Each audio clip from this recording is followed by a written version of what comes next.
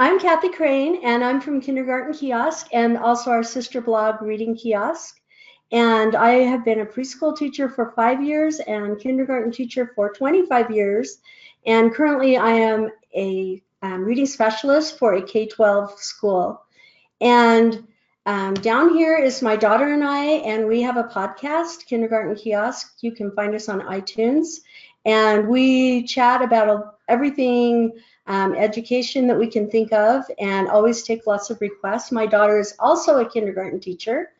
And here's my family, my husband and I, and our son, Sean, and my daughter and her husband, Lynn, and their kids, E, G, and T. And that's all about me. So let's get going and talk about providing reading intervention to support all students. So you have those students, I've had those students who just don't get it yet. And through targeted instruction, we can change all of that. This is my little Yeti. I had a friend that hung up this bulletin board, and I just fell in love with her graphic because it's kind of what I think about when I think about intervention is the kids need to open up, and we just put all of that inside of them. So most of you are familiar with the 3 tiers of instruction, and tier 1 is the core classroom instruction. That's like journeys, wonders, foundations, or whatever you've been asked to teach. Tier 2 is small groups. So it's your guided readings that have differentiated instruction for different levels. And then tier 3 is what at my school we're calling the intervention block. So why is tier 2 and 3 support crucial? Well, brain research has confirmed that reading is a most complex brain activity. In fact, reading is indeed rocket science. There is a lot that can go wrong when a child is learning to read. Each potential problem must be closely examined. So this statistic I'm always just staggered with, that there is an alarming 30 million word gap that can prevent students from comprehending grade level text. That means the students in your classroom can have a discrepancy of up to 30 million words that they have experienced in their lifetime. Students also have a varied level of experiences with books. Lots of students enter their formal schooling with over 3,000 hours of lap time sitting and listening to a book story being read to them. Other students, unfortunately, come with maybe even only 300 hours. And I really have had students who have never even seen, held a book before in their whole life. And this is basically the Matthew effect in action. It's the rich get richer and the poor get poorer. Now, on top of those staggering statistics, students also have a giant discrepancy of eyes on text. So a typical first grader who is reading on grade level can see up to 18,000 words, well, can actually read up to 18,000 words in text as they're learning to read in the first grade classroom. But think about it, your struggling readers who are still down there on level A through E, even in first grade, are only seeing up to 2,000 words. So these struggling students have a greater slump as years go on. As the students go from grade to grade to grade, as things get harder and more complex, they begin to change from learning to read to reading to learn. And it's really tough for these kids that have that lack of vocabulary, the lack of eyes on text, to catch up and really read what is the content that they're needing to know. So the third grade slump is a real thing. And in the new push down curriculum, it kind of starts happening in second, that students begin to really feel and know that they're behind. So those struggling readers, they become frustrated, they can become behavior problems, they have a sense of hopelessness and turn to less productive stimuli. They have fewer opportunities in life, and so we need to intervene. So the first thing we need to do when we're going to intervene with a student is we're going to target the problem. We need to know which or maybe all of these is our students low in. So is their problem oral language? Is it vocabulary, phonics, phonological awareness? Is it sight words, phrasing, fluency, comprehension? And then within all of those categories are a million subcategories. So like I said, learning to read is rocket science, and there are a lot of things that can go wrong. So the first thing we need to do is we need to know the progression of reading. And this is a sample of a progression that shows a reading timeline, because reading is such a complex brain activity. It must be taught sequentially. And if students aren't getting it, then the best way for us to diagnose the problem is to move back the timeline. For example, a problem that I know a lot of teachers have students that if they're trying to decode a word and they say ka, a, n, cob. So they've got all the sounds right, but they were not able to put those sounds back together when they recoded the word. So the first thing we need to do then is trace back on the timeline. So if you see the red arrow down at the bottom, that would be the decoding words. So we need to look up into the timeline and notice all of the things that a student really needs to have mastered before they can do that skill. First off, do they know their letter sounds? Well, in this incident, the student said ka, a, n, so I can feel pretty confident that they do know their letters and sounds. So then I move up to the very top to phonological awareness, because we don't really think about it, but many and most times that a student is having a hard time decoding a word is because they are not hearing it correctly, because they have limited experience in phonemic awareness. So the first thing I would do with this student that has this problem is I would go and see if they can tell me the numbers of a word in a sentence. The dog is black. How many words are in that sentence? The dog is black. If they can do that, then I'm going to move to identifying which sound is different. And Simon is a great one for that, for finding different sounds or for hearing, mimicking, and parroting sounds. You don't really think about it, but those are such important skills. And parents, without even thinking about it, do those kind of things all the time, you know, goo, goo, goo, and the baby goo, goo, goo.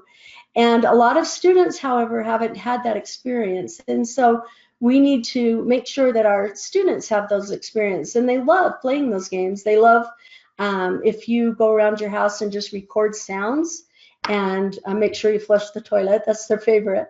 And then play the sound, have them identify the sound. Or do 3 sounds together, flush the toilet, ring a bell, and say, well, which sound was different? And you really will be surprised at how many students really have a hard time just finding the differences in hearing. So then the next thing I would do, if my students are proficient at all of those, is I would make sure that I haven't skipped a step. And I know a lot of times we move, once our kids know alphabet letters and sounds, we move into decoding words without really taking the step of onset rhyme. So say to your student, what is this word? Ka-an. And if they can say can, then you can know that you can go on and just do a bunch of onset rhyme practices with 3-syllable words. Because if they practice with the onset rhyme, they soon are able to hear those 2 sounds, and then you can break it into the 3 sounds to blend together. If they're unable to do ka-an, what is that word? Then you do the step that's lower than that, and the step lower than that is when you take the consonant vowel and the ending sound. So can, what is that word? Can, what is that word? So knowledge is power. The reading timeline is really a great tool. There's a book, and I think it's still in print, but it's my favorite one, and it's CORE, the California Consortium on Reading Excellence. And it's a great one, and it has really a lot of information about reading timelines. So after you have your timeline down, then it's time to organize your assessments. Now, I've done the paper assessments where I make a packet for all the students and my stack is this tall, but I found ESGI and it changed my life. And so now I just add my student to the database on ESGI and I'm ready to go. If you're going to use paper, you need to make a packet for all of your students and put it in some sort of binder. Then you need to find the assessments that will allow you to strategically determine your students' intervention needs. And these are just a few of the packets that I have on sale. The language arts for kindergarten and for preschool, and then the reading assessments for struggling readers. And all of these assessments are preloaded and free for your use on ESGI. There's also some first grade assessments on ESGI.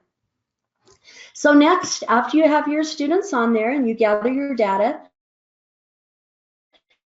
then you need to decide what kind of report you're going to find. And ESGI has a lot of options for you. I just wanted to show you this one to the left, this alphabet letters that's down here at the bottom right where it says student progress. If you click on that, it gives you this awesome report that makes you look really good at IEP meetings and RTI meetings. This one is kind of blank because it would generally show you a really good history line as it goes along. But for the class data, I really liked the top one, the arrows pointing to the class totals report. And if I click on that, then, oops. And if I click on that, then it's going to get me the right data, sorry. And so then I'm going to choose which data. So that's, when you click on that icon, it will have you check a box of which data you want to choose, because of course we're having to assess our students on a great amount of data, but when we're going to target, we want to decide what skills we want to choose. For example, if you want students to know alphabet sounds before we're going to intervene in CDC words. So here's a couple examples. The one in the front that's got a lot of blue on it, that's how the ESGI report downloads. And you can pre-select and have it correlate with your school's testing. We use Dibbles, which is now Acadians. And so we've set up our reports so that they will come out red, yellow, green, blue, just like Acadians. And this one is 5th graders that are struggling on fluency. And so I've been testing them on fry words to see where they are. And if you take a look at their fry word knowledge, I can see instantly that there's a lot of blue with the K-fry words, but every year that it goes along that these students definitely need some intervention in sight words. Now the report back to the back where you see a lot of red, that is ESGI gives you the option to download to Excel. And I really love doing this one because when I do it to Excel, then I can sort and color code and sort to fit my needs. And then I can see immediately what groups I need. So here's the beginning sound one, and I can immediately see that group 1, my lowest are Katie, Kylie, Jacqueline, and Zoe, and group 2. And this is the blending, same thing. I can quickly know who those blending groups are by looking at my data. Now, I'm going to focus on the red students first, and then the yellow students I'm going to fill in as there's room with intervention groups, and I'll talk with you about that coming up. So now I have my data, my assessments, and I even know what groups I want. So now I have to make the plan.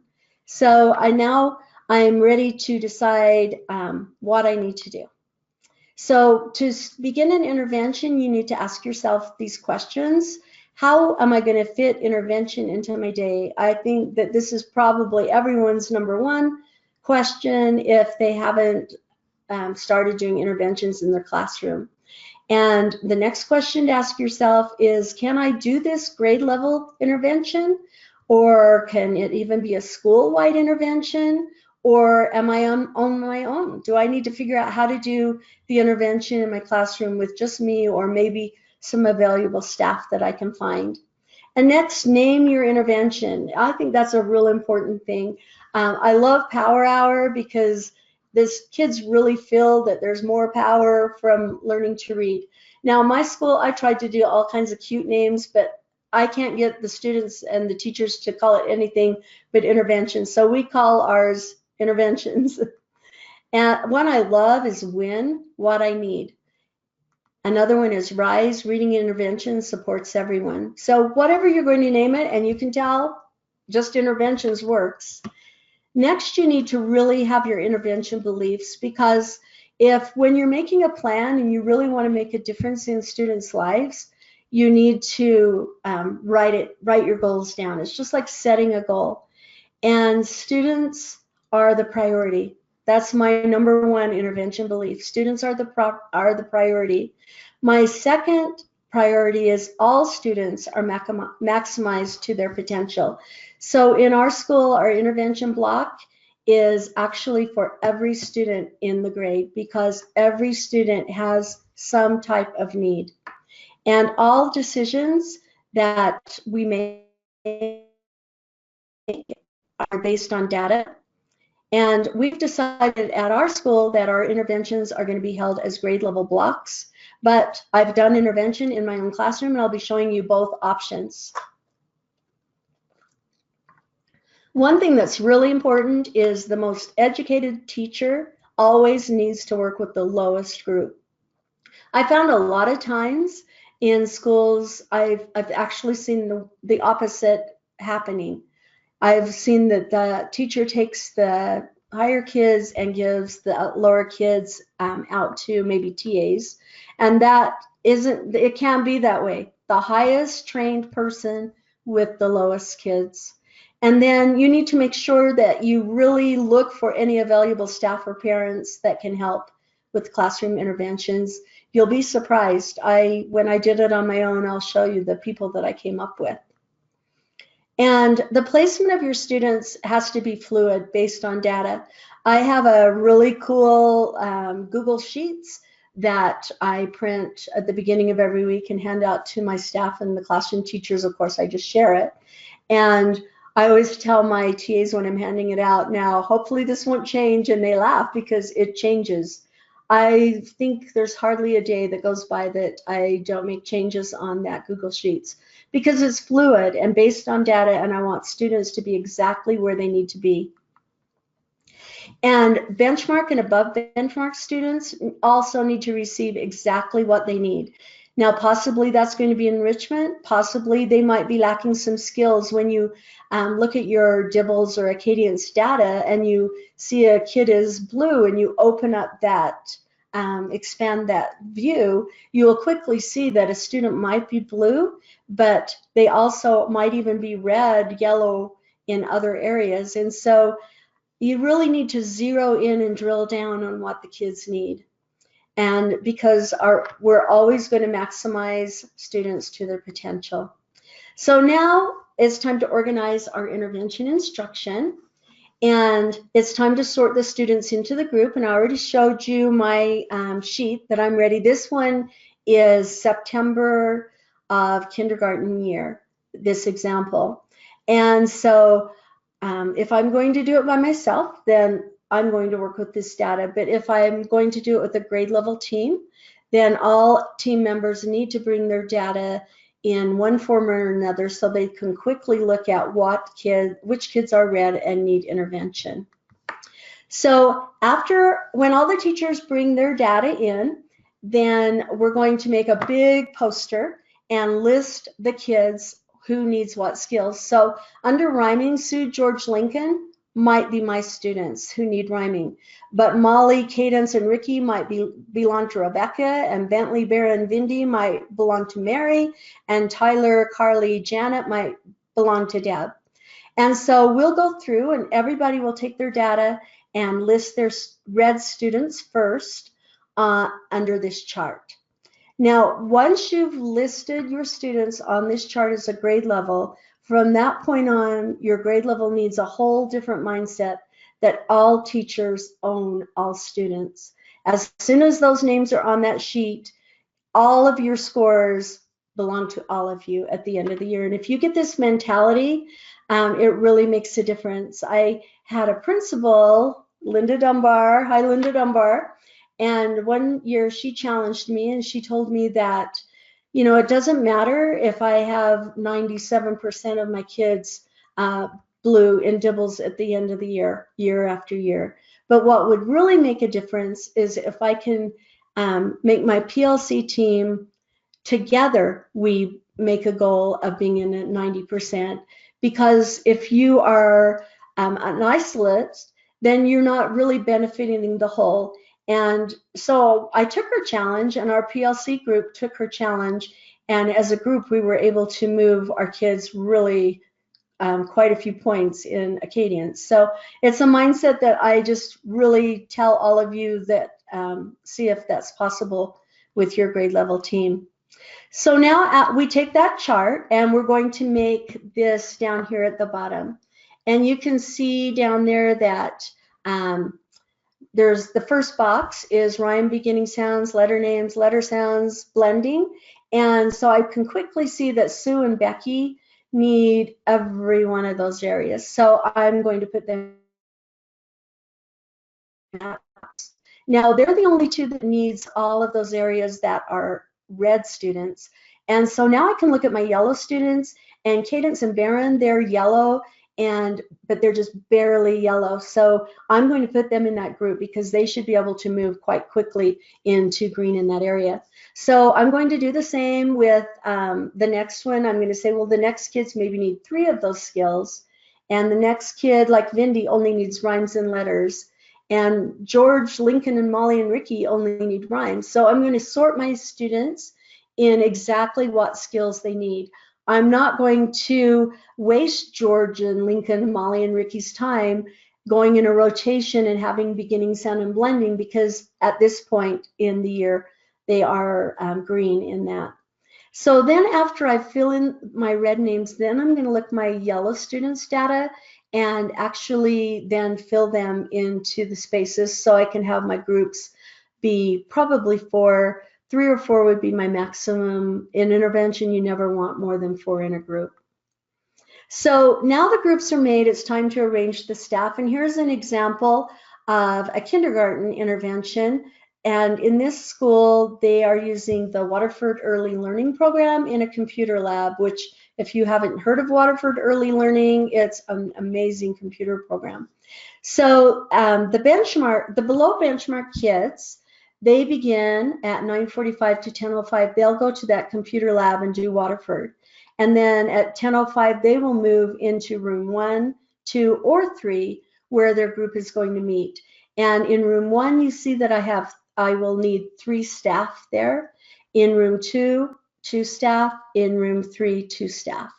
And then the benchmark kids, remember, they can be bigger groups. They could even be 1 to 20. And so they will do like a skills review and then on-level reading and then the computer lab. Here's an example of a first grade intervention that is going on in my school right now. This is exactly how my first grade is doing it. And so in the reading room, in doing guided writing is the reading specialist. So myself in this rotation, I'm doing guided writing with these, I begin with these students. And then I have a TA that's doing word work with sight words and vowels. And then I have a TA that I've trained into doing guided reading, and a TA that's doing phonological awareness, CVC, and nonsense words. And so we're rotating 4 11-minute rotations, or if the guided reading and guided writing need more time, then we do 2 22-minute rotations and then swap the next day. And then the next group over is in the library, and the library is right next to my reading room, and it's only used on Fridays, and so we've kind of moved in there too. And I have a TA who's doing a book study, and as you can see, the numbers by the students' names is actually their reading level.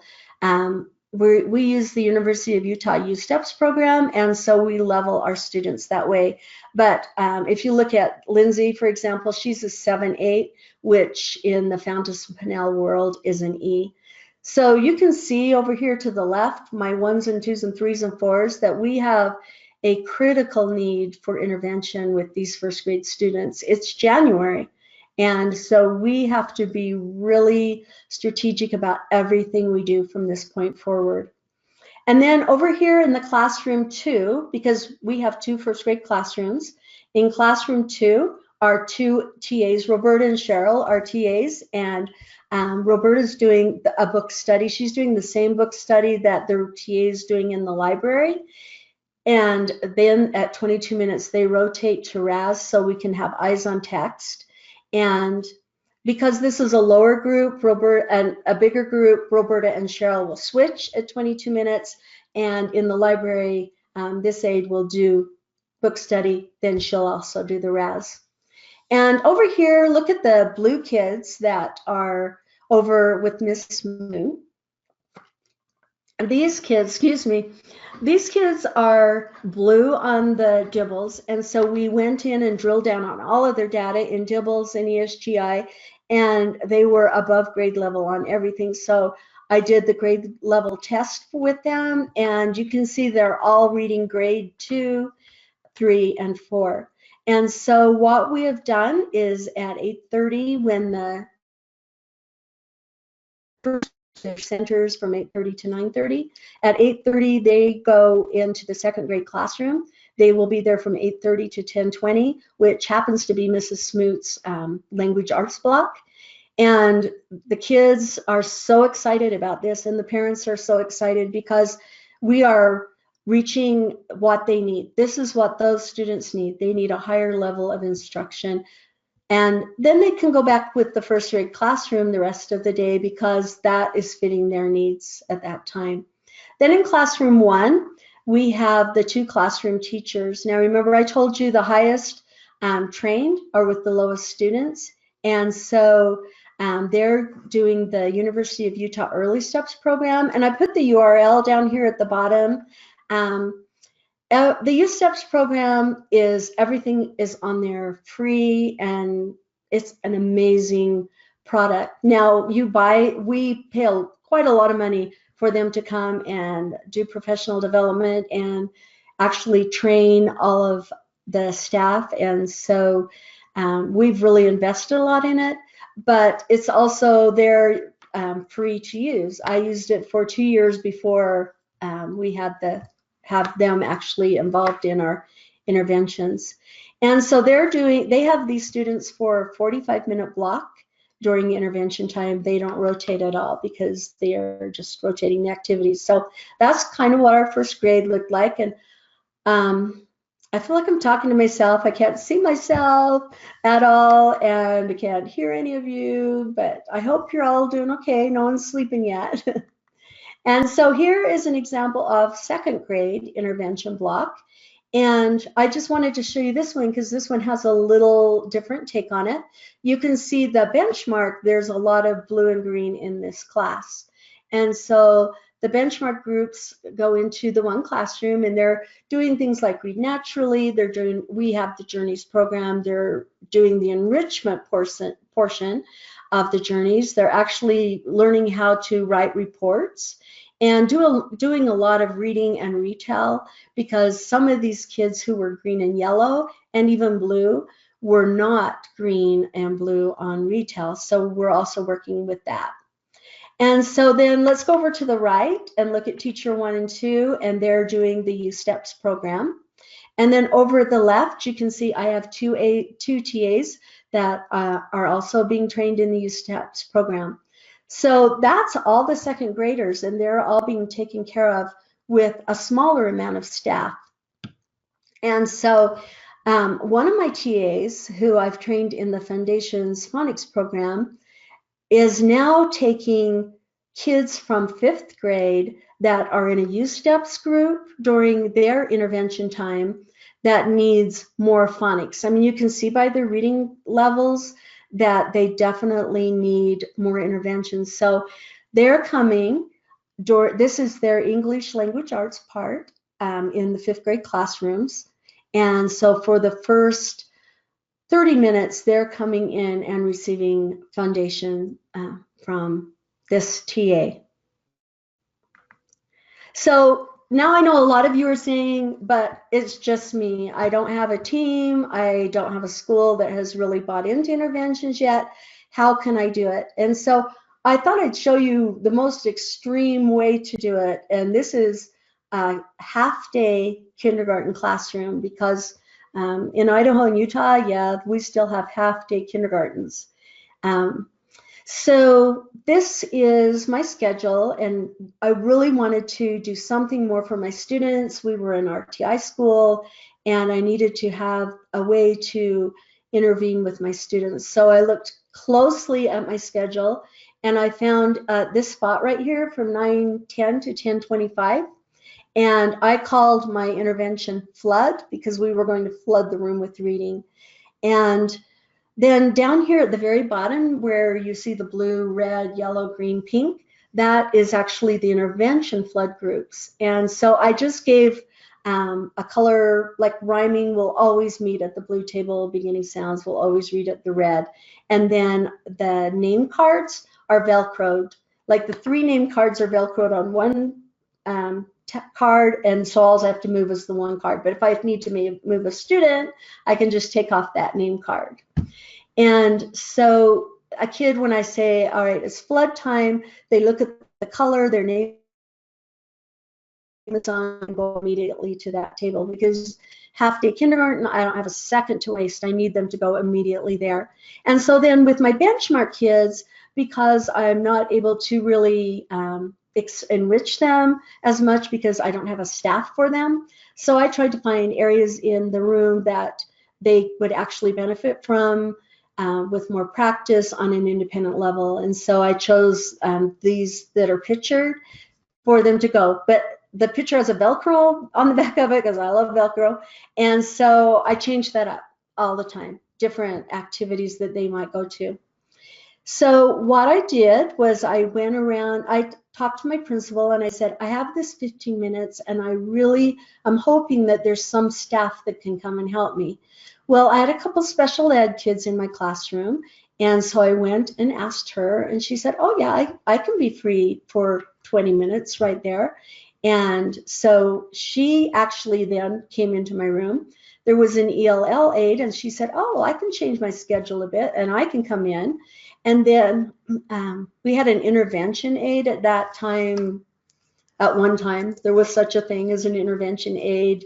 In Idaho, it was the Idaho Reading Indicator, money paid for it. And then myself, and then a classroom TA or a parent. I found that it's really easy to get parents to come and help with intervention times because it's not a giant commitment. It's 15 minutes time, and a lot of parents really enjoy that 15-minute time. So that's kind of how I made it work in a half-day kindergarten. Now, certainly they're not getting an immense amount of intervention, but 15 minutes adds up. It adds up quickly to if you're strategic and you're targeting and you're making sure that they're only getting the skills that they need. Now, here's another example of when you're on your own. I simply made an intervention center. So I had a really good center time. I had an hour and 15-minute chunk. And so I decided that one of my centers could be an intervention. And I put parent or TA, but I had a TA at that time. And so I got 5 activities ready for her and had the names on who would do which activities so that it was switching. And it took a lot of management, but it was well worth it. So the kids really could benefit from that. So that's another quick way that if you're by yourself, you really can do it. So before I go on to this slide, I just want to say though, I would for sure talk to your grade level friends, talk to your principal, and try really hard to make this at least a grade level intervention. And if this whole school gets into it, it's like I told you, the 5th graders are coming down during the 2nd, and that's happening 2 or 3 times during our day. So those kids are really getting what they need. So to make our interventions effective, first thing, everyone has to be on board.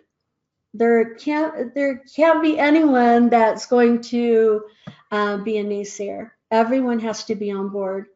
And again, I'll say again, the highest trained people work with the lowest students. And the environment needs to be very positive with high expectations.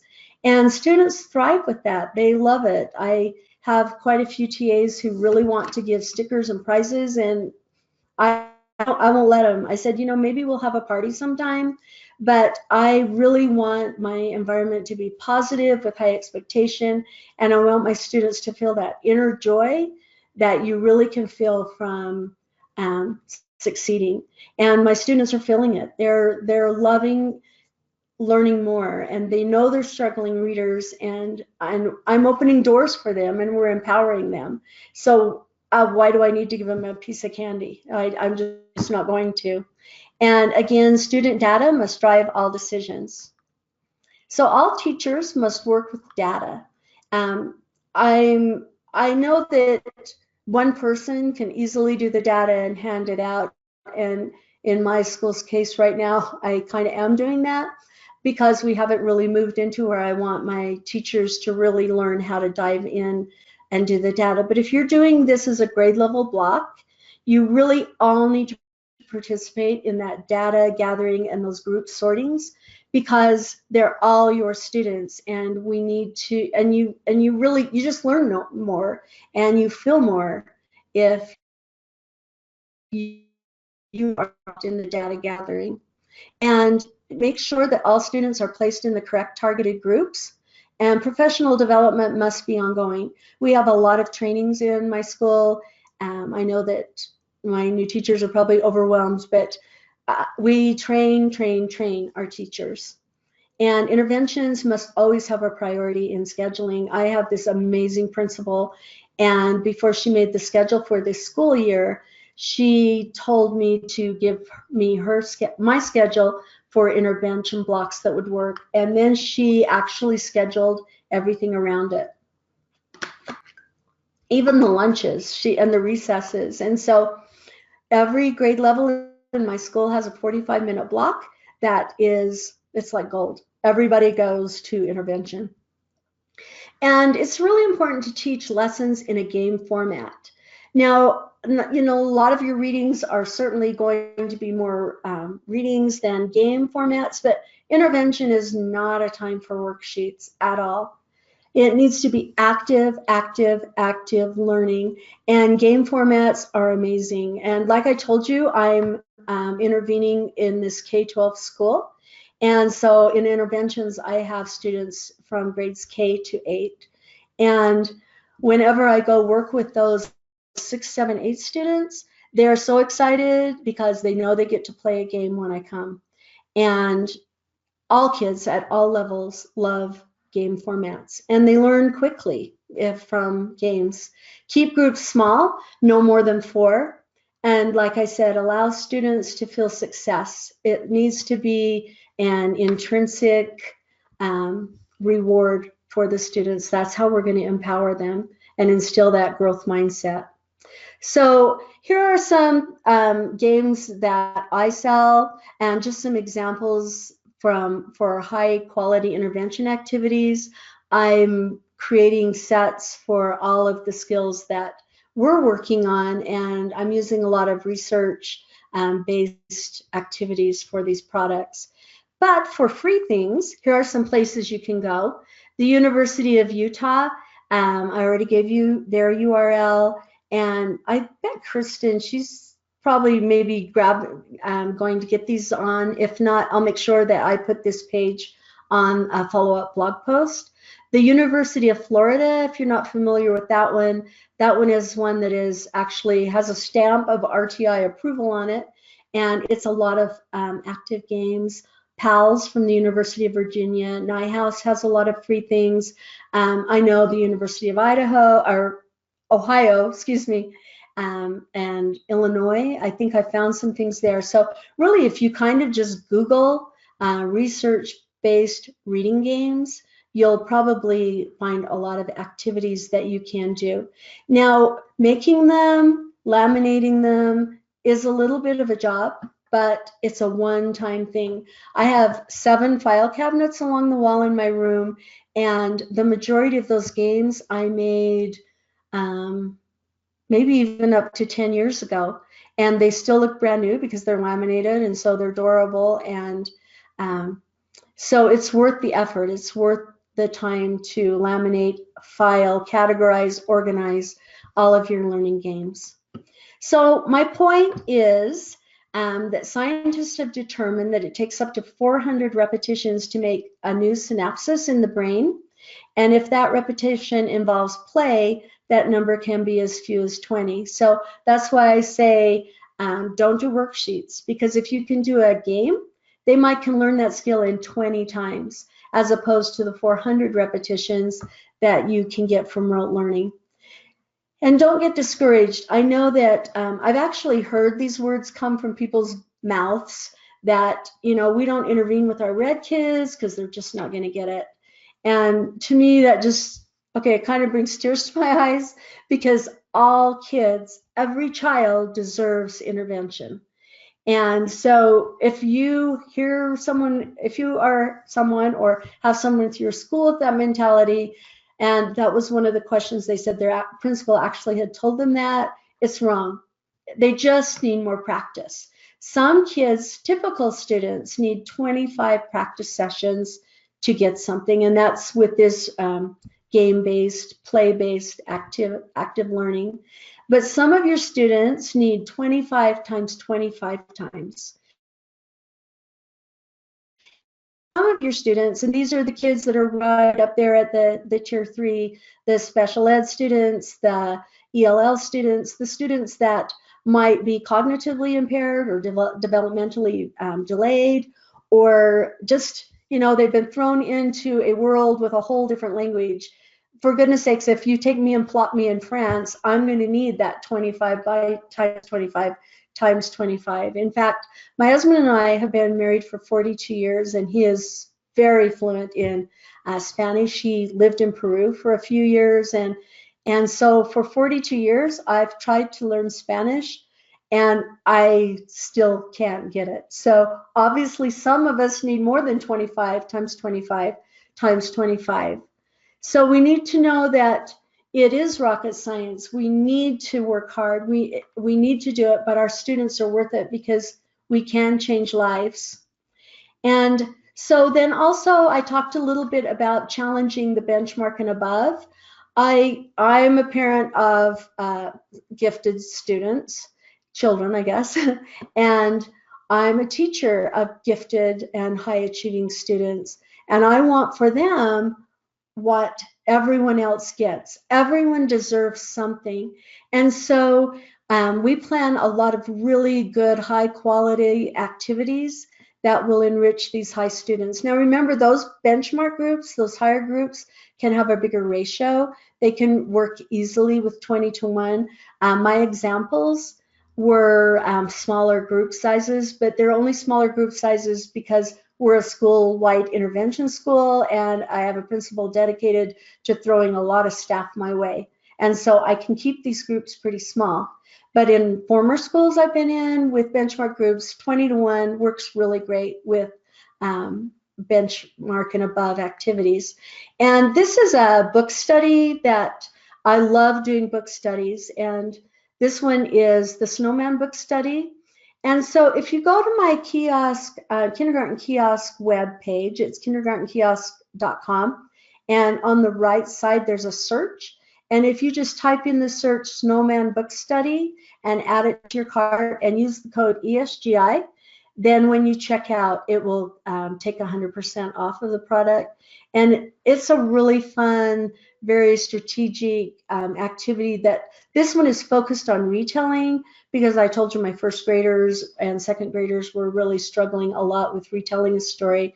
And so I've tried to narrow that down to how to really retell. So that's free for you.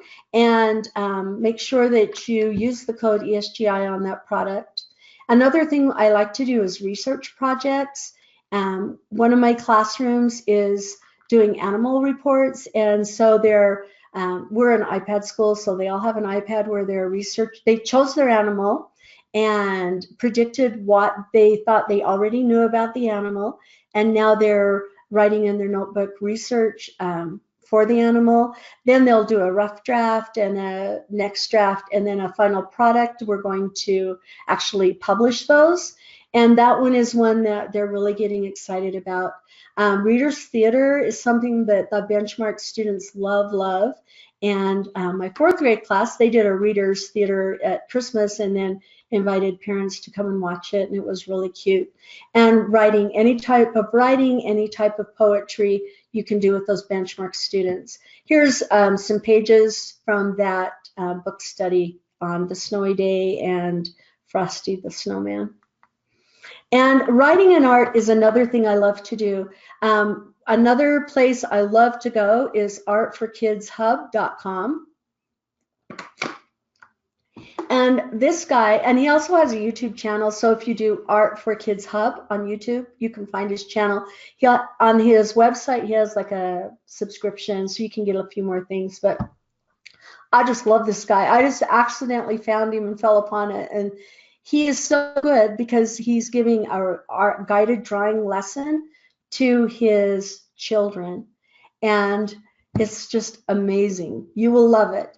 So I love to have my students watch on an iPad or the big screen TV if you're in a whole group and do a guided drawing. This one is an example of a guided drawing on elephants. So she did this guided drawing using Art Hub. And so then I sent the group to their tables to write their stories. And her story, elephants are very big, use mud for sunscreen, and they cannot go for water for a really long time. I like elephants. And of course, it was a subject that we were talking about in our class. We were studying elephants at the time. So she had a little help with that research. So your hard work will pay off. Statistics show that in our nation, 6.6 million children are at the risk of never graduating from high school. 6.6 million children. And it's simply because they are not proficient by the end of their third grade year. And we can help change the future for our at-risk kids if we are strategic and targeted and focused, and we not only our scores will improve, but more importantly, we're going to change lives. I've seen many students' lives change. I had one student that told me last year that his goal was to read a comic book by himself. And 1 year later, he read a comic book to me, and it was very rewarding. So targeted instruction will make our students more empowered, more confident, more prepared. And no matter the cause of reading, whether it be developmental, cognitive, environmental, their experiences, we can be the change. And so I wanted to give you another freebie, my reading assessments for struggling readers, the paper version, because even though I love ESGI and I use ESGI, I kind of like the paper versions to look at to get myself organized and know what test I want to download. If you also go to that search and search reading assessments for struggling readers, and you use code C553BW1, then it also will be yours for free. And I'll put all of this on the probably the follow-up podcast or blog post. So here's my last screen that says ESGI, save 400 hours. I can't say enough for ESGI. I really don't promote anyone that I don't believe in 100%, and I really want other people to have their lives changed. So go ahead and sign up for ESGI and use the code KIOSK if you'd like to save yourself some money.